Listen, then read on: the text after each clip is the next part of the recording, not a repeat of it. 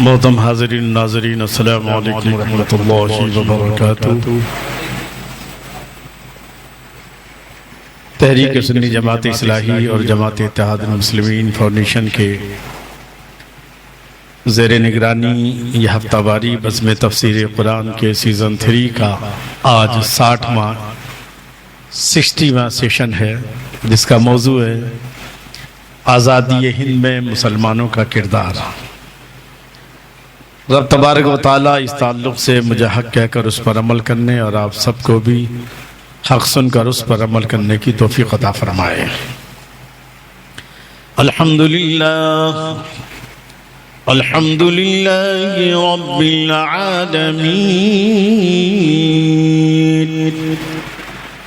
والعاقبۃ للمتقین والصلاة والسلام على سيد الأنبياء والمرسلين وعلى آله وصحابه أجمعين، أما بعد فأعوذ بالله من الشيطان الرجيم، بسم الله الرحمن الرحيم،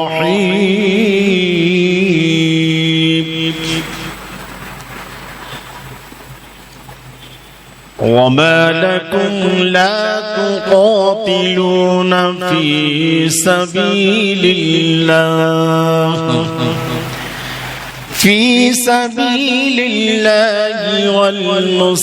والمستضعفين من الرجال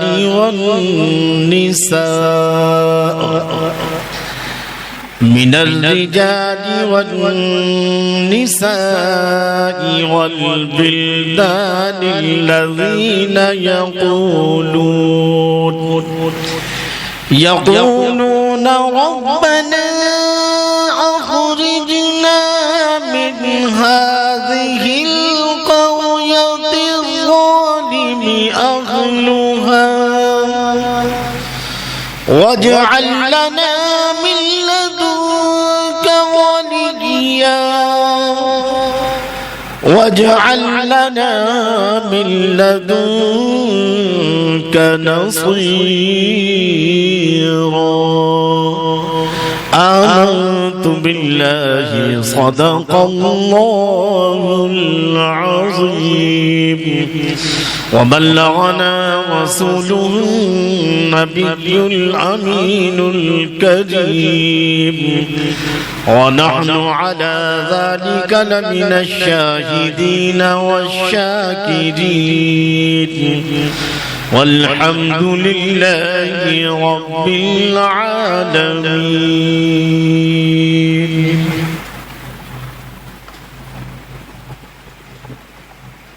موضوع سے متعلق چند اشعار سماعت کرنے سے پہلے درود شریف کا ہدیہ نچھاور فرما لیں۔ اللہم صلی علی سیدنا و مولانا محمد وعلی آل سیدنا و مولانا محمد وبارک وسلم صلاة و سلام علیک یا رسول اللہ یا حبیب اللہ۔ آزادی ہند کی تاریخ، ہر ورق، ہر پیج اور ہر پنہ اگر حقیقت میں اس کو سنایا جائے اور سنا جائے تو ہر سطر ایسی ہے کہ خون کے آنسو رلاتی ہے، مگر ہم خود اپنی کہانی بیان کرتے کرتے سو گئے۔ زمانہ بڑے شوق سے سن رہا تھا، ہم ہی سو گئے داستاں کہتے کہتے۔ ہمارے اسلاف نے اس ملک کی آزادی کے لیے کتنی عظیم قربانیاں دی ہیں، میں مکمل تو نہیں مگر اس کی چند جھلکیاں آپ تک پہنچانے کی کوشش کروں گا۔ رلاتی ہے تیری تاریخ مجھ کو خون کے آنسو، اے آزادی ہند رلاتی ہے تیری تاریخ مجھ کو خون کے آنسو، قیامت خیز ہے تیرا فسانہ سب فسانوں میں، قیامت خیز ہے تیرا فسانہ سب فسانوں میں، اور ہمارے خون سے رنگین ہے زمین چمن۔ یہ کسی کے باپ کی جاگیر نہیں ہے۔ ہمارے خون سے رنگین ہے زمین چمن، ہمارے دم سے بہاروں نے لی ہے انگڑائی، ہمارے دم سے بہاروں نے لی ہے انگڑائی، ہم نے سینچا لہو سے چمن دوستو، ہم نے سینچا لہو سے چمن دوستو، ہم کو پیارا جہاں سے وطن دوستو، اور یہ تعصب کے بادل ہٹائیں گے ہم، یہ نفرت کے جو بادل ہیں تعصب کے، یہ تعصب کے بادل ہٹائیں گے ہم نے باندھا ہے سر سے کفن دوستو، ہم نے باندھا ہے سر سے کفن دوستو، اور چمن والوں اسیروں کی فقط اتنی تمنا ہے، چمن والوں شہیدوں کی فقط اتنی تمنا ہے، بہار آئے تو اجڑے ہوں کو یاد کر لینا، بہار آئے تو اجڑے ہوں کو یاد کر لینا، اور دل سے نکلے نہ مر کر بھی وطن کی الفت، دل سے نکلے نہ مر کر بھی وطن کی الفت، میری مٹی سے بھی خوشبو وطن آئے گی، میری مٹی سے بھی خوشبو وطن آئے گی۔ اور کچھ آج جب اشفاق اللہ خان سے آرزو پوچھی گئی تھی پھانسی سے پہلے، تو انہوں نے کیا کہا تھا؟ کچھ آرزو نہیں ہے، آرزو تو یہ ہے۔ اشفاق اللہ خان 1929 میں ان کو پھانسی دی گئی تھی جی، تو ان سے پوچھا گیا تو جواب دیا آپ نے، کچھ آرزو نہیں ہے آرزو تو یہ ہے، رکھ دے کوئی ذرا سی خاک وطن کفن میں، رکھ دے کوئی ذرا سی خاک وطن کفن میں۔ اور آج جو وطن سے محبت کی نمائش کر رہے ہیں اور وندے ماترم کے بل پاس ہو رہے ہیں، سمجھے نا، لوک سبھا میں بھی ہو گیا، راجیہ سبھا میں بھی، یہ وہ لوگ ہیں پاس کرانے والے جنہوں نے وطن کی آزادی میں کوئی حصہ نہیں لیا ہے۔ حقیقت یہ ہے، مسلمان کی شان وطن پر جان دیتے ہیں جب بھی وقت آتا ہے، وطن پر جان دیتے ہیں جب بھی وقت آتا ہے۔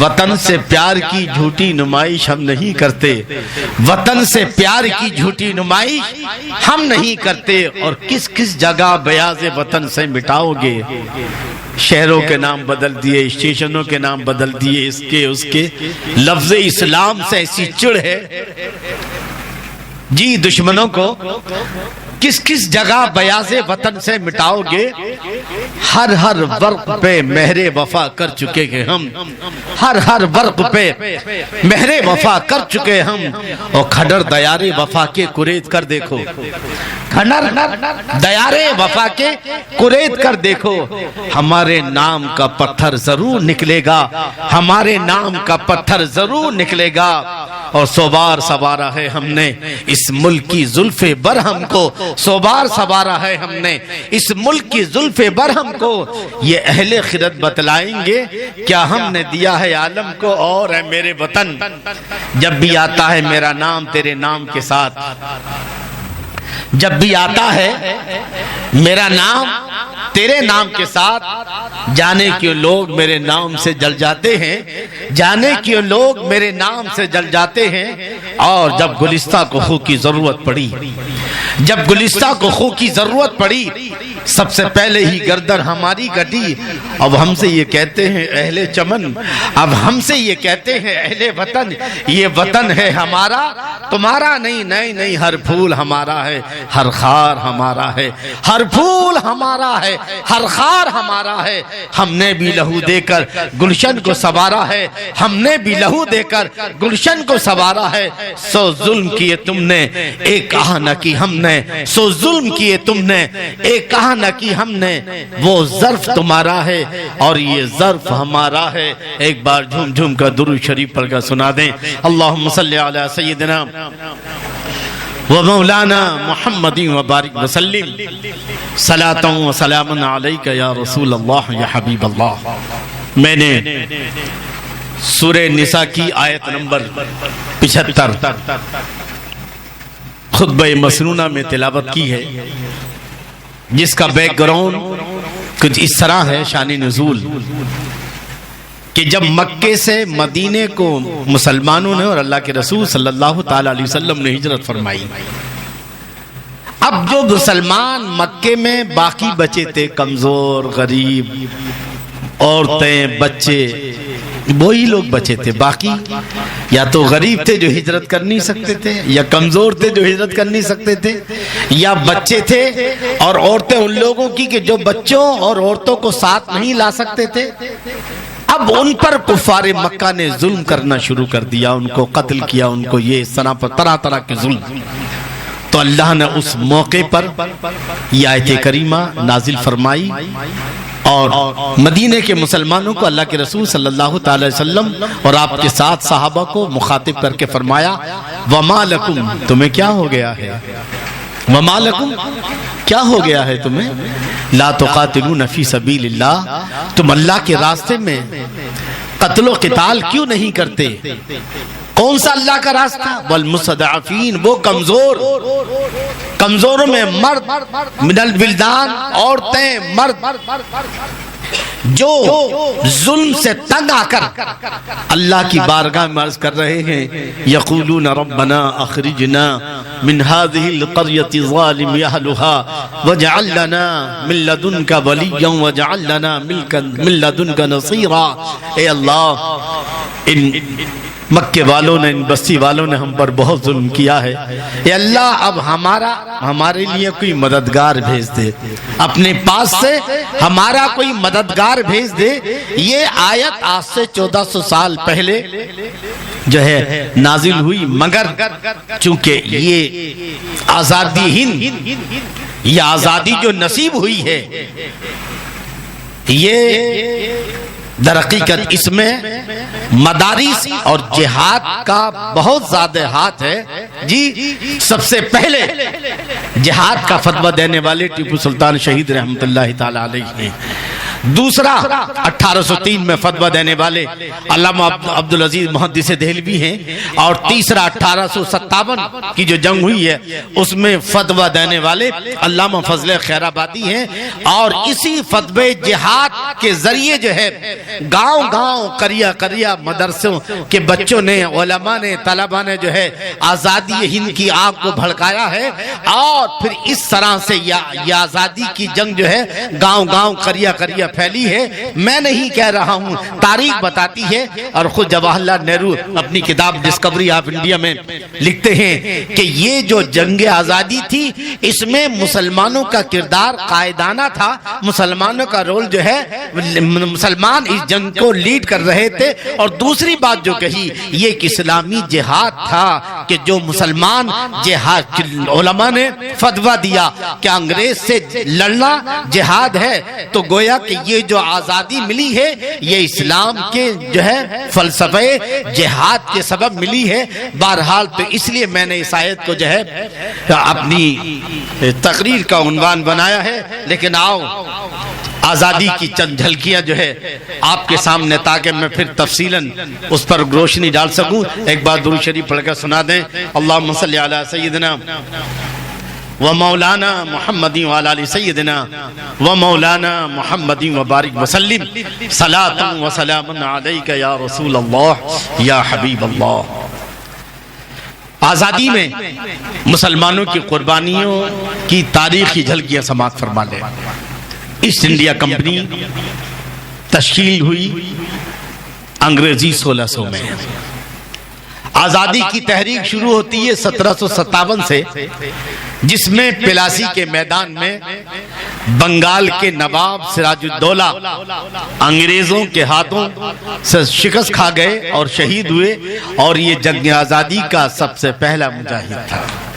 کون؟ نواب سراج الدولہ۔ اس کے بعد 1788 میں ٹیپو سلطان نے نظام سے بات چیت کی کہ وہ نظام کے علاقوں کو بحال کرنے کو تیار ہے، اس شرط کے ساتھ کہ وہ انگریزوں کے خلاف میرا ساتھ دیں مگر ٹیپو سلطان کو کوئی جواب نہیں ملا اور آخرکار وہ یہ کہتے ہوئے شہید ہو گئے کہ گیدڑ کی 100 سال کی زندگی سے شیر کی ایک دن کی زندگی بہتر ہے۔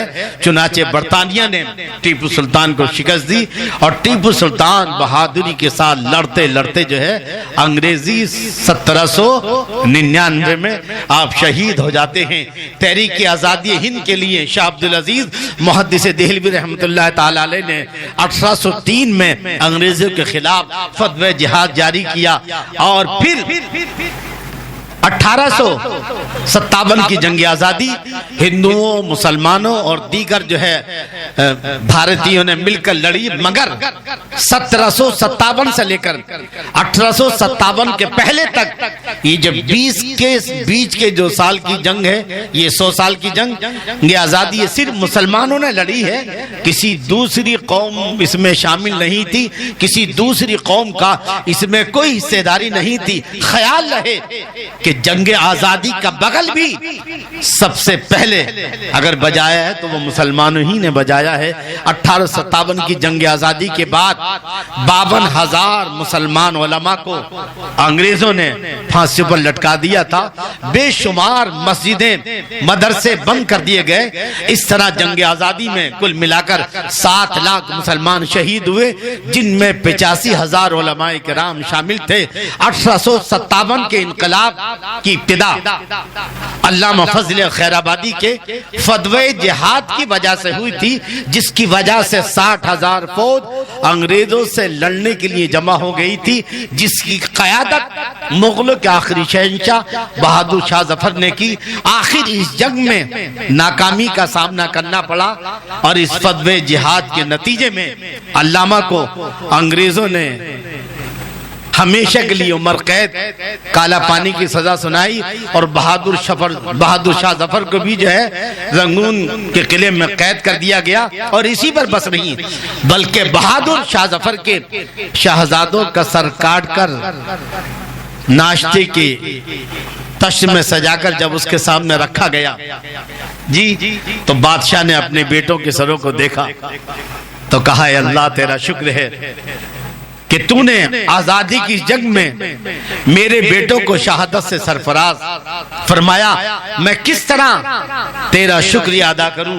میرے دوستو، دہلی اور لکھنؤ جس کو اودھ بھی کہتے ہیں، کیا کہتے ہیں؟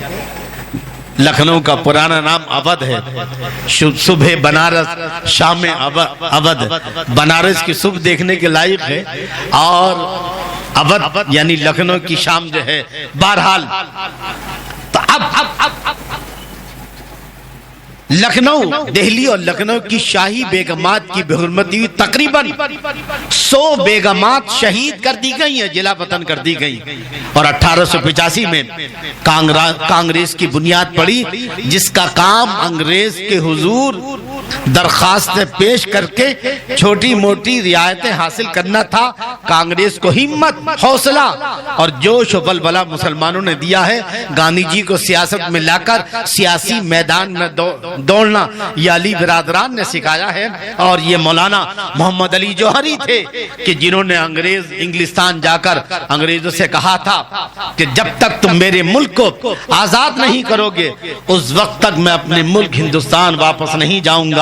چنانچہ آپ کا وہی انتقال ہوتا ہے اور بیت المقدس میں آپ کو دفنایا جاتا ہے۔ حکومت برطانیہ کو ہندوستان کا نجات دہندہ سمجھنے والا، انگریزوں کو ہندوستان کا نجات دہندہ یعنی ہندوستان کو ترقی دینے والا، ہندوستان کو ترقی کی آخری سیڑھیوں تک پہنچانے والا، اور مجاہدین آزادی کو پاگل سمجھنے والا کون؟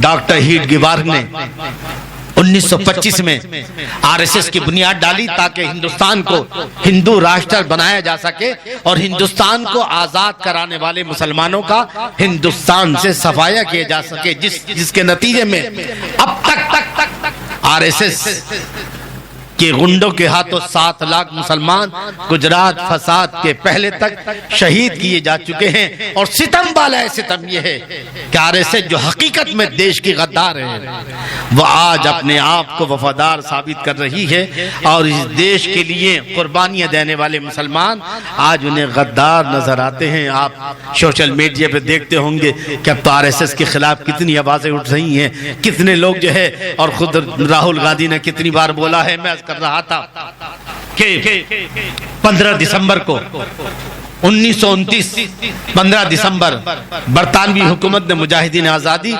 اشفاق اللہ خان کو پھانسی پر چڑھایا۔ کچھ قربانیاں وہ ہیں جو صرف مسلمانوں نے دی ہیں۔ پہلی چیز تو یہ ہے کہ 1757 سے لے کر 1857 کے پہلے تک یہ جو 100 سالہ جنگ ہے صرف کسی نے لڑی ہے؟ صرف مسلمانوں نے۔ اب اور آئیے آگے چل کے ایک اور چیز ہے، کچھ قربانیاں وہ ہیں جو صرف مسلمانوں نے ملک کی آزادی کے لیے دی ہیں، جو دوسروں نے نہیں دی۔ مثال کے طور پر آزادی سے پہلے جب زیادہ تر بڑی بڑی غیر ملکی کمپنیوں کی ایجنسیاں مسلمانوں کے ہاتھوں میں تھیں، ساری بڑی بڑی ایجنسیاں غیر ملکی کمپنیوں کی کس کے پاس تھی؟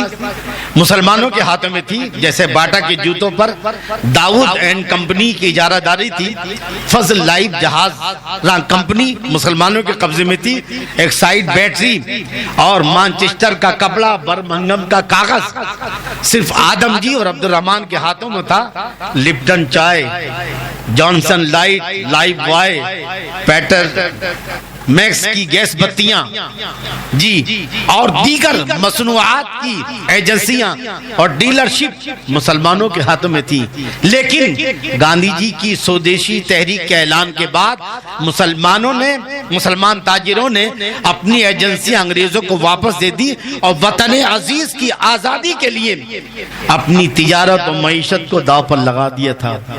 اور جیسی مسلمانوں نے ایجنسیاں چھوڑی، فٹاک سے ہندو اور دیگر لوگوں نے جو ایجنسیاں کیا کر لی، مسلمانوں نے اس ملک کی آزادی میں مسلمانوں کی وسیم قربان۔ اس لیے جب بھی جنگ آزادی کی بات آئے تو سینہ تان کر بولنا چاہیے، ہم نے اس ملک کے لیے خون دیا ہے، ہم نے جو ہے جی ہم نے ملک کے لیے قربانیاں دی، ہمارے خون سے رنگین ہے زمین چمن، ہمارے خون سے رنگین ہے زمین چمن، ہمارے دم سے بہاروں نے لی ہے انگڑائی۔ میں اس کر رہا تھا یہ وہ قربانیاں تھی جن کے نتیجے میں 15 اگست 1947 کو ہندوستان نے انگریزوں کے ہاتھوں سے آزادی ملی۔ بہرحال میں اس کر رہا تھا کہ مسلمانوں کی قربانیاں اس ملک کی آزادی میں سب سے زیادہ ہیں۔ ایک بار اور درود شریف پڑھ کر سنا دیں، اللہم صلی علی سیدنا و مولانا محمد مبارک وسلم، صلاۃ و سلام علیک یا رسول اللہ یا حبیب اللہ۔ یہ آپ نے سنا ہوگا کہ ہندوستان پر تقریباً مسلمانوں نے لگ بھگ 900 سال 1000 سال راج کیا ہے۔ مسلمانوں کے 3 دور حکومت کے رہے ہیں۔ پہلا دور محمد بن قاسم کا جو بہت مختصر تھا، دوسرا دور ہے محمود غزنوی کا، اور تیسرا دور ہے حضور خواجہ غریب نواز کے ذریعے شہاب الدین محمد غوری کا، اور یہ چلا خواجہ غریب نواز سے لے کر کے کہاں تک؟ بہادر شاہ ظفر تک جی مغلیہ سلطنت۔ مغلیہ سلطنت 330 سال تک رہی۔ کتنا؟ مسلمانوں کی کل حکومت 900 سال تک، مگر صرف مغلیہ سلطنت جو ہے کتنے سال؟ 330 سال تک۔ اور مغلیہ سلطنت کے زوال کے 4 بنیادی اسباب تھے۔ پہلی چیز تو یہ کہ اورنگزیب عالمگیر رحمۃ اللہ علیہ کی وفات کے بعد مغل شہزادوں میں حکومت کرنے کی اہلیت کسی کے اندر نہیں تھی جی۔ دوسرا یہ ہے کہ ان کی عیاشیاں، مغل شہزادوں کی عیاشیاں۔ تیسرا یہ کہ تخت سلطنت کو حاصل کرنے کے لیے آپسی اختلافات، اتنے اختلافات کہ ایک دوسرے کو قتل کرنے لگے۔ اور چوتھے یہ ہے کہ عمارتوں پر بہت پیسہ خرچ کیا ہے۔ مکی نہیں بنائے مکان بنائے، کاش مکان بناتے، لیکن اس سب کے باوجود جو ہے کہ تاج محل بنایا، لال قلعہ، فلاں فلاں جتنا بھی ہے، اس سب کے باوجود مغلیہ دور میں ہمارے ملک کی GDP کتنے تھی؟ 25% تھی۔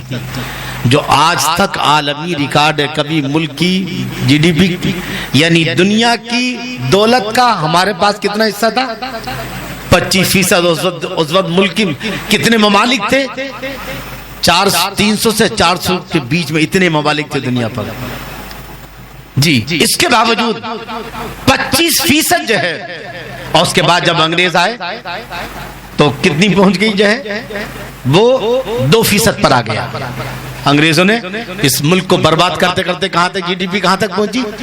2%۔ وہ سارا چوس کے لے کے کہا انگلستان جو ہے، اور اس وقت جو ہے ملک کی جی ڈی پی کتنی ہے؟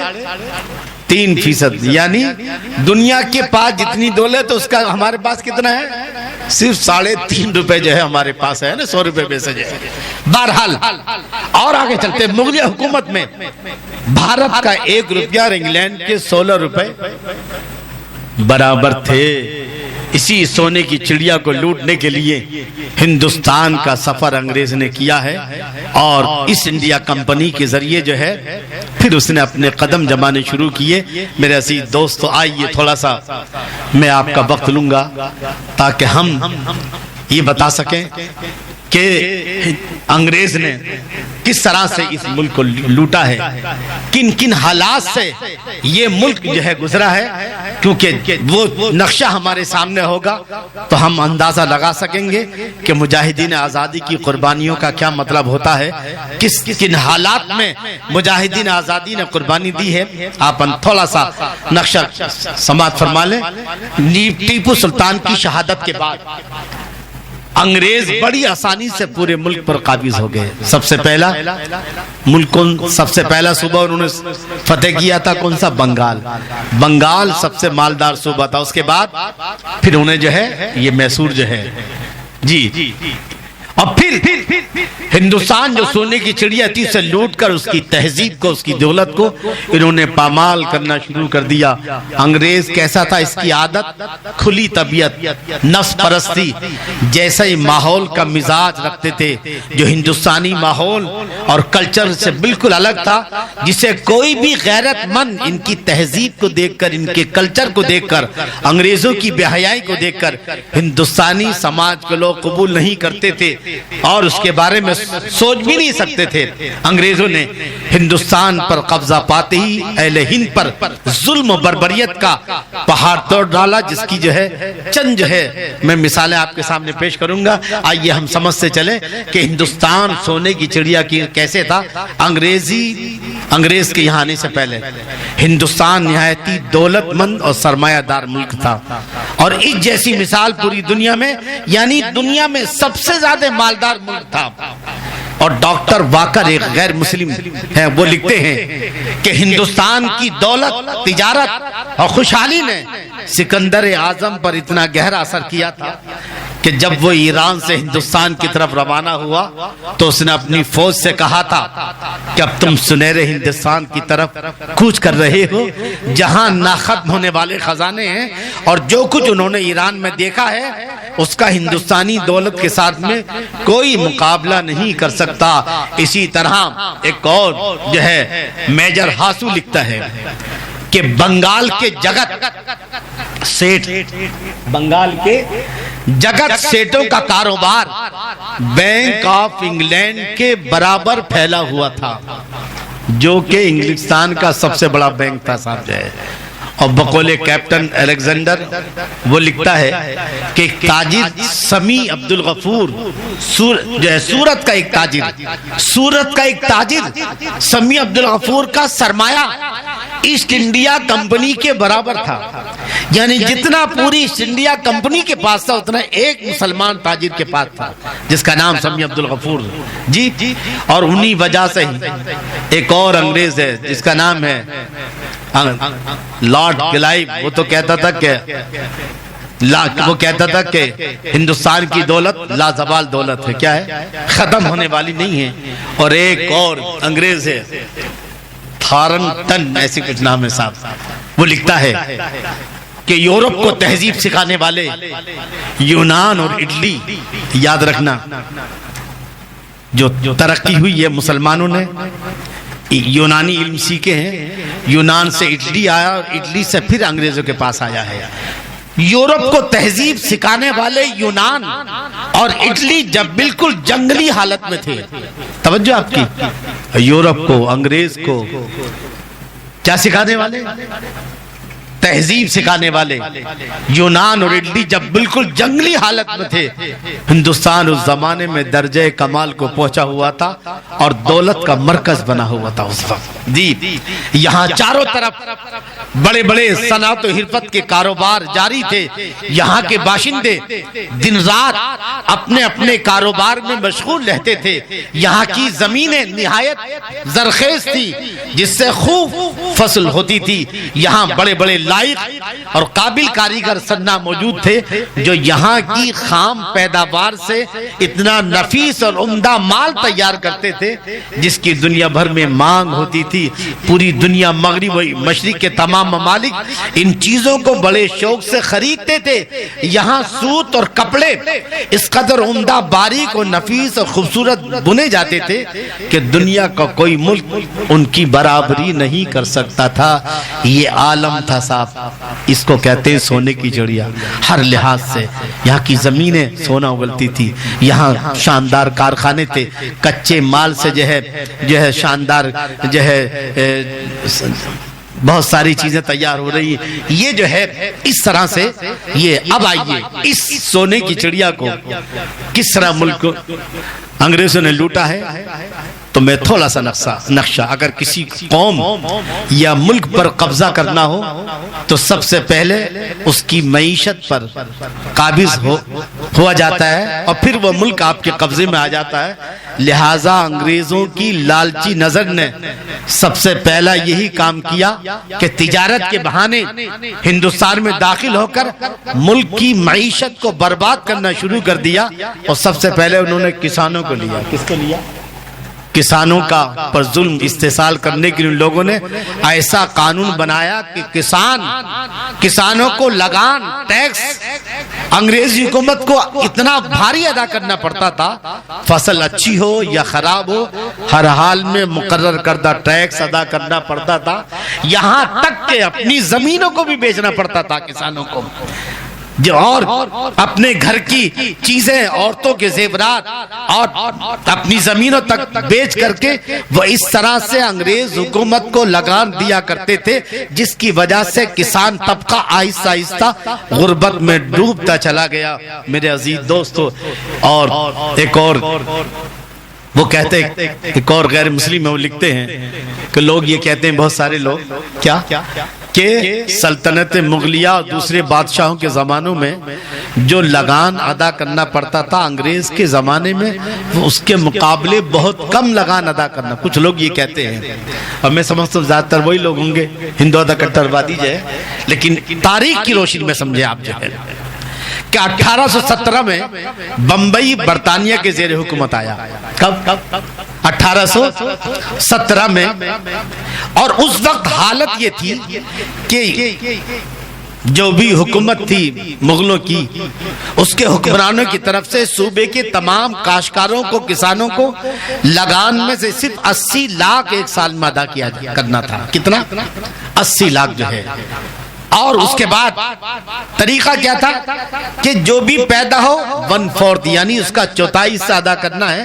اگر فصل اچھی ہوتی تو حکومت کو بھی فائدہ ہوتا، اور اگر فصل خراب ہو رہی ہے تو حکومت، یعنی کیسا بھی جو بھی مال آپ نے حاصل کیا ہے کاشتکاری کے ذریعے، اس کا چوتھا حصہ اچھا مال ہوا ہے تو حکومت کا بھی فائدہ، کاشتکار کا بھی فائدہ، اگر کم ہوئی ہے فصل تو حکومت کا بھی نقصان، کاشتکار کا بھی۔ لیکن جب یہ انگریز آئے تو انہوں نے اس کا برعکس کاشتکاروں سے سالانہ ایک مقررہ رقم انہوں نے وصول کرنا شروع کر دی۔ اب چاہے فصل خراب ہو تو انہیں مطلب نہیں، فصل اچھی ہو کوئی مطلب نہیں، کاشتکار اس قابل لگان دینے کے ہے کہ نہیں، پر اس کو جو ہے ان کو لگان ادا کرنی ہے۔ تو 1817 میں، اب آپ اندازہ لگائیں، یہ بمبئی کی بات ہو رہی ہے، یہاں کے آس پاس کے کسانوں کی، کہ جبری لگان کا طریقہ اختیار کیا، جس کے نتیجے میں پہلے کیا تھا 80 لاکھ، اور اب جو ہے 1823 میں لگان کی تعداد بڑھا کر 1,50,00,000 کر دی گئی۔ کتنی؟ یہ جھوٹ بولا جاتا ہے کہ مغلوں کے زمانے میں لگان بہت زیادہ تھی، انگریز نہیں بلکہ مغلوں کے زمانے میں جو ہے کتنا 80 لاکھ، اور یہاں جو ہے انگریزوں کے زمانے میں کتنا 1,50,00,000 ہو گئی، سمجھے نہیں؟ اور اس طرح سے 1875 میں لگان کی کل رقم ملائی جائے تو 4,80,00,000 یہ عالم تھا میرے عزیز دوستو۔ اب صوبہ بنگال کو لیجئے آپ جو ہے، صوبہ بنگال کا جو آخری نواب تھا اس کے زمانے میں یعنی 1764 میں جو لگان ادا کیا جاتا تھا 81,75,500 روپے تھا، مگر ایسٹ انڈیا کمپنی نے بڑھاتے بڑھاتے 1794 میں 2,68,00,000 وصول کیا۔ کتنا؟ 2 کروڑ۔ اور اس طرح سے آپ اندازہ لگائیے کہ اس طرح سے انہوں نے جو ہے یہاں کی معیشت کو کس طرح جو ہے ہر طرح سے تباہ برباد کیا، اور پھر جو ہے دن بدن جو ہے یہ تو تاجروں کا معاملہ تھا، اب آئیے اس میں صنعت کار کو، یہ تو کسانوں کا تھا کہ انہوں نے لگان کے ذریعے سے کسانوں کو پورا برباد کر دیا بھارت کے۔ اب جو صنعت کار تھے وہ جن کی جو فیکٹریاں چلاتے تھے، جن کی بڑی بڑی فیکٹریاں تھی، اب انہوں نے کاشتکاروں کی بربادی کے ساتھ انگریزوں نے ہندوستانی صنعت کو بھی پورا برباد کر دیا، اور نتیجہ یہ ہے اتنا برباد کیا کہ خود جو ہے ایک انگریز لکھتا ہے کہ سوتی کپڑا بننے والوں کی ہڈیاں ہندوستان کے میدانوں میں بکھری پڑی ہیں، یعنی جو ہے سب کچھ برباد ہو چکا تھا، سب کچھ جو ہے۔ اور اسی طرح اب دوسرا طبقہ آتا ہے تاجروں کا، انہوں نے تاجروں کو جو مال باہر سے لاتے تھے لے کے جاتے تھے، اتنا جو ہے انہوں نے کسٹم ڈیوٹی لگائی کہ ان کو بھی جو ہے اس طرح سے ہر لحاظ سے انگریز نے ہندوستان کو لوٹنے کی کوشش کی۔ اب آ جائیے انگریزوں کے ہاتھوں ہندوستان کی تعلیمی بربادی کیسے ہوئی ہے، کیونکہ آپ کو تھوڑا سا موضوع ایسا لگ رہا ہوگا کہ تھوڑا سا تقریر کے بن، لیکن ہمیں اندازہ لگے کہ ہم نے جو قربانیاں دی ہیں، انگریزوں نے کیسے لوٹا ہے بھارت کو کس ہر لحاظ سے، اور اس حالت میں مسلمانوں نے، علماء نے اور یہاں کے رہنے والوں نے جو قربانیاں دی ہیں۔ اب آئیے تھوڑا سا انگریزوں کے ہاتھوں ہندوستان کی تعلیمی بربادی یاد رکھیں، علم ایک ایسا ہتھیار ہے جس کے آگے ظلم و جبر و جہالت ٹک نہیں سکتی ہے، جو انسانوں کو انسان ہونے کا احساس دلاتی ہے۔